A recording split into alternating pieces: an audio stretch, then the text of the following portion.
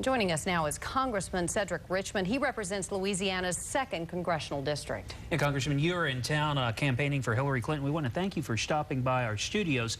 Since you are a member of Congress, I guess we should start asking you, this is going to bring up again the talk of gun control. Do you think this is going to lead Congress to try to take some more action on gun control? Unfortunately, I don't.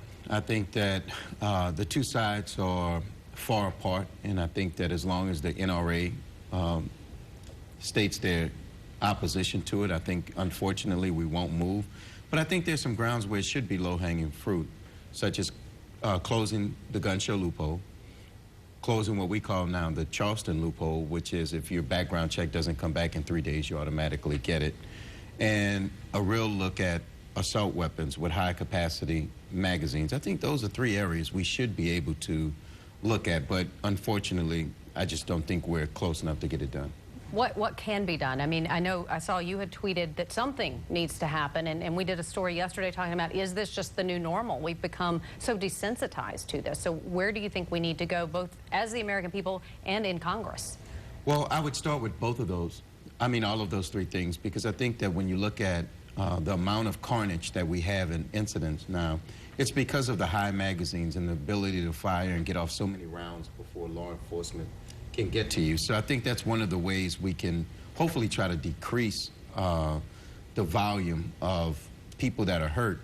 But the unfortunate part is you're starting to see it come into every neighborhood, and that's really scary. And being on Homeland Security, the realization is that there are a bunch of people in the world that want to do us harm, and we have to do an amazing job of keeping everyone safe. And we're able to do a bunch, but they only have to get lucky once. And when you see things like this, which is a radicalization, the question is there much you can do about it, and what's the best way to catch it before it happens? And that becomes data intelligence and all of the other things.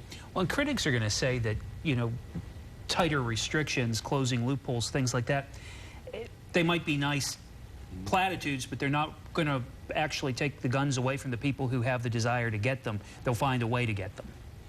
Well, people always make that argument, but if you just look at it in history during the assault weapons ban under Bill Clinton, it was harder to put your hands on them. The cost of them went up, and access to them decreased, and that's the ultimate goal.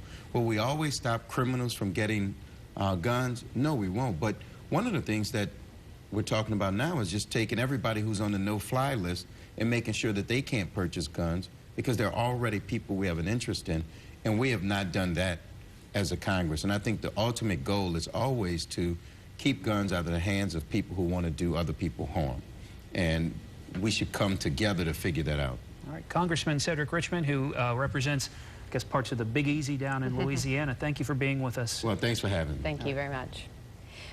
Well, tonight we do have the results of that national Twitter poll question. We asked, do you think the government can keep you safe from acts of terrorism? But 94% of those of you who responded said no, the government cannot keep us safe from acts of terrorism, and only 6% said yes.